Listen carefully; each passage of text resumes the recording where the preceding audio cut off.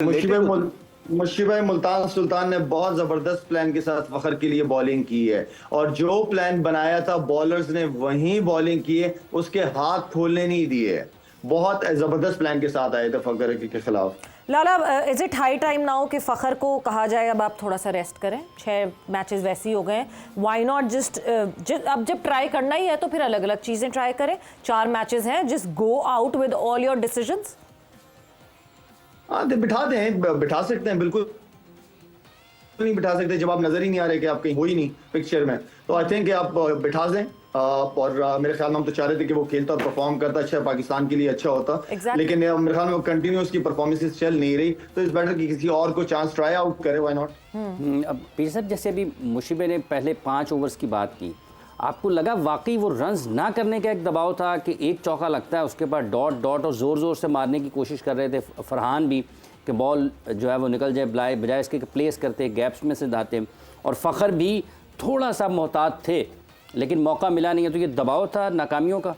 ये बिल्कुल फरहान पे तो था, क्योंकि फरहान ने तो बेसिकली क्रिकेट नहीं, उसने गसका चलाया।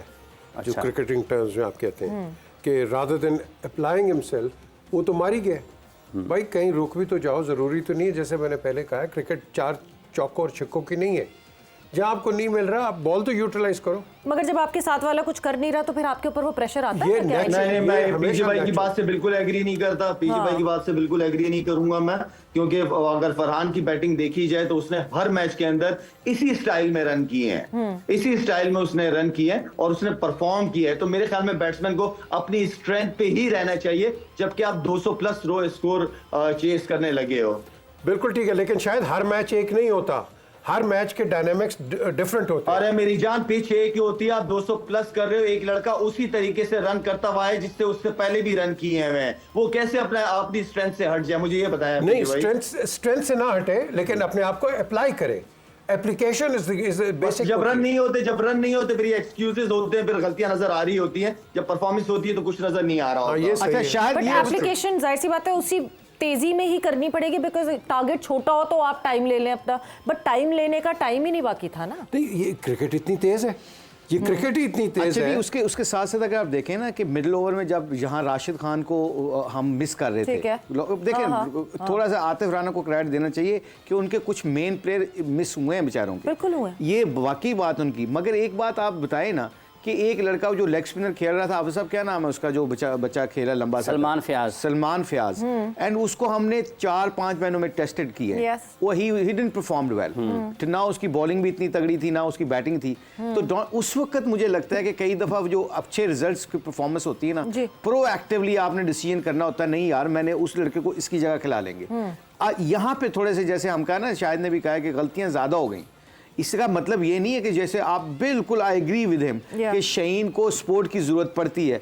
अब बड़े बड़े कप्तान होते हैं, बड़े एक्सपोज हो जाते हैं वो, जब आपके पास ऐसे एक्सपोज होते हैं तब लोगों की जरूरत होती है आपको, तब मैनेजमेंट के। मैं क्यों कहा था, आतिफ साहब को क्यों कहा था, आतिफ राना को मैंने इसलिए सवाल किया था कि जब शहीन अकेला था, वेयर वाज आकिब, बाकी लड़के किधर थे? उनके साथ बैठ के एक टीवी पे दिखा दें आप कि यू गाइस आर टुगेदर, कोई बातें हो रही हैं। सम टाइम ना कॉस्मेटिक्स। भाई कोई मैनेजमेंट नजर नहीं थी, लाहौर की कोई मैनेजमेंट बाहर नहीं बैठी हुई थी, सब ड्रेसिंग रूम के अंदर बैठे हुए थे। मुश्किल सिचुएशन में जो बड़े होते हैं ना, वो आगे आते हैं, उन्हें आगे आना चाहिए था, आगे बैठना चाहिए था, सबको बिठाना चाहिए था। ये थोड़ी कि अच्छे टाइम पे आप क्रेडिट सारा उठा लें और मुश्किल टाइम में आप नजर ही ना हो, ये गलत अप्रोच नजर आई है। आतिफ की मैं बातें सुन रहा था, मेरे ख्याल में मैं एग्री नहीं कर रहा था जो आतिफ बात कर रहा था। जितने भी सीनियर आकिब जावेद वगैरह थे, उन सबको बाहर बैठना चाहिए था, जिस तरह और टीमों के बैठते हैं।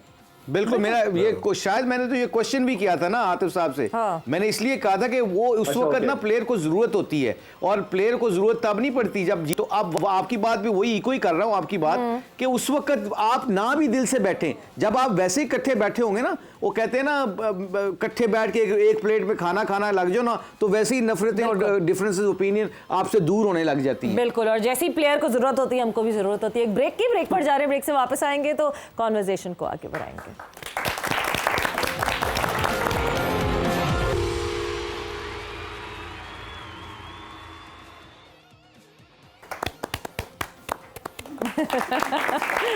एंड वेलकम बैक टू जोर का जोड़, PSL सीजन 9 स्पेशल। और आपने तालियां क्यों नहीं बजाई? मैं तालियां बजा रहा था। फिर आपने तालियां क्यों नहीं बजाई? मुशी भाई आपने तालियां क्यों नहीं बजाई? मैं आपको देख रहा था। हाय, अब तालियां बजेंगी। सवालों का सिलसिला शुरू करें। सवालों का बहुत देर से सिलसिला शुरू हमारे होना साथ चाहिए। हैं। हमारे सवालात बहुत हो गए हैं, जो लोग यहाँ पर बैठे हैं इनके भी कुछ सवालात होने चाहिए। हाँ, तो किसके पास है माइक? माइक ढूंढे जल्दी से। आप पूछोगे? ठीक। अस्सलाम वालेकुम, मेरा नाम वकास है। मेरा क्वेश्चन सर मुशी भाई से है कि जैसे जोर कि से तो बोलो, मुझे तो आवाज़ ही नहीं आ रही। मैं जैसे कि बाबर आजम के पहले स्ट्राइक रेट पे काफ़ी क्वेश्चंस थे, लेकिन लास्ट टाइम न्यूजीलैंड में और पीएसएल में उसने काफ़ी अपना अच्छा स्ट्राइक रेट किया है और कैप्टनसी भी पीएसएल में अच्छी की है। तो क्या फर्दर हम इंटरनेशनल लेवल में बाबर आजम को एज अ कैप्टन देख सकते हैं?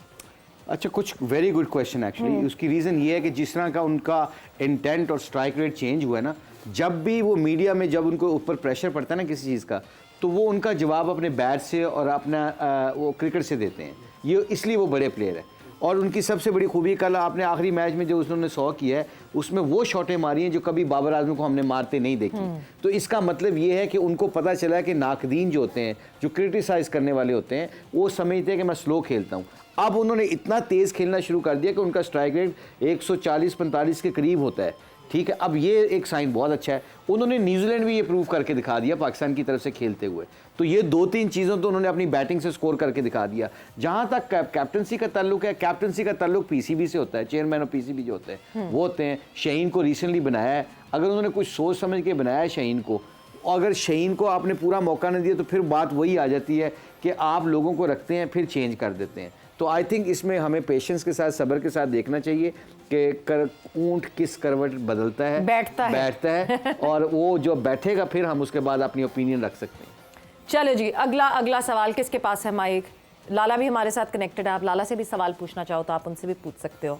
Your question. अस्सलाम वालेकुम, मेरा नाम उबैदुर्रहमान है और मैं मुफ्ती साहब से सवाल करना चाहता हूँ कि हम अहमद शहजाद जो अभी अपने सही परफॉर्मेंस दे रहे हैं, लेकिन पीएसएल में उसको किसी ने भी पिक नहीं किया है, तो इसका क्या वजह है? I think again very good question, क्योंकि वो डोमेस्टिक क्रिकेट में उन्होंने बहुत अच्छी परफॉर्मेंस की है और उन्होंने अपनी फिटनेस पे बहुत काम किया है। Ahmad Shahzad is a very fine cricketer. Unfortunately मुझे भी खुद भी नहीं समझ आई कि किसी ने भी उसको नहीं उठाया, जबकि आपको देखें पाकिस्तान के इस वक्त इस सीज़न में PSL 9 में काफ़ी जगह आपको होप नज़र आती है कि कोई ना कोई ऐसे अहमद शहजाद को ज़रूर उठाएगा। I don't know what is the reason behind that, but cricketing point of view से मुझे ये समझ नहीं आती कि उसको क्यों नहीं सिलेक्ट किया गया। बाकी I don't have no idea. Lala, आपसे भी यही पूछना चाहूँगी मैं कि क्यों अहमद शहजाद हमें इस दफ़ा PSL में नहीं दिख रहे? परफॉर्मेंसेस आ रही हैं, डोमेस्टिक के परफॉर्मर बने हुए हैं, he is been performing on and on. फिर सवेरा ये एक बहुत ही अच्छी एग्जांपल फवाद आलम ने सेट की है कि वो टीम से ड्रॉप होने के बाद वो कंटिन्यू मेरे ख्याल में 6-7 साल टॉप रहा है इन डोमेस्टिक क्रिकेट में। अहमद शहजाद ने बहुत जबरदस्त परफॉर्मेंसेस दी हैं, फिट है वो लड़का, काफी क्रिकेट उसकी बाकी है। और जाहिर बात है जब आप कमबैक करना चाह रहे होते हो, कमबैक कर रहे होते हो, दिखाना चाह रहे होते हो, तो फिर आप कंटिन्यू 2-3 सीजन्स के अंदर रन कंटिन्यू करते हैं। ठीक है ना? अब उसके हवाले से, अहमद के हवाले से बहुत सारी चीजें हैं कि अगर फॉर्म नहीं लगी हुई होती है वापस घर चला जाता है। वो बहुत सारे लोगों ने ये कंप्लेन जो मुझे समझ आई है, जो मुझे नजर आई है, जो मुझे पता चली है कि वो इस हवाले से भी काफी अहमद की थोड़ी सी जो है ना वो ऑफ द फील्ड के डिसिप्लिन नहीं है, इस तरह वो सारी रेपुटेशन जब रिपोर्ट जब जाती है पीसीबी में तो वो फिर इग्नोर करना शुरू कर देते हैं प्लेयर को। फॉर्म तो बहुत जबरदस्त है अहमद की, माशाल्लाह से बड़ा जबरदस्त खेल रहा है। अभी बांग्लादेश में भी बड़ी अच्छी परफॉर्मेंसेज उस लड़के की रही है, लेकिन जो रिपोर्टिंग करते हैं अगर वो अहमद के साथ खुद मिलके बात करें और अहमद को बताएं कि ये चीज आपके खिलाफ जा रही है, आप इस चीज को बेहतर करें, तो मेरे ख्याल में वो आ जाएगा इंशाल्लाह। क्रिकेट काफी बाकी है और मेरे लिए भी हैरत की बात है कि इस जैसे प्लेयर को किस तरीके से किसी फ्रेंचाइज ने लिया नहीं। ऑनेस्टली बड़ी ऑनर की बात है क्योंकि काफी सारे प्लेयर मुझे ऐसे नजर आ रहे हैं जो लोकल प्लेयर्स हैं, अगर वो खेल सकते हैं तो अहमद शहजाद क्यों नहीं खेल सकता? बड़ा वैसे अजीब सा मसला ये कि हम जो है ना आइडेंटिफाई नहीं करते प्रॉब्लम और उसके ऊपर काम नहीं करते, उस पर नर्चर नहीं करते। मेरे ख्याल से उमर अकमल और अहमद शहजाद दो ऐसे प्लेयर्स जिनको शायद ऑफ द फील्ड हैंडलिंग करना ज़रूरी थी। इनके सर पे कोई ऐसा होना चाहिए था जो इनको ऑफ द फील्ड हैंडल कर सकता। We have seen Ben Stokes. यहाँ पे आप अहमद शहजाद और उमर अकमल को आप नहीं मिला सकते। अच्छा। अहमद शहजाद डोमेस्टिक क्रिकेट सारे मैचेस खेल रहा है, फिट है वो लड़का। ट्रेनिंग करता रहता है।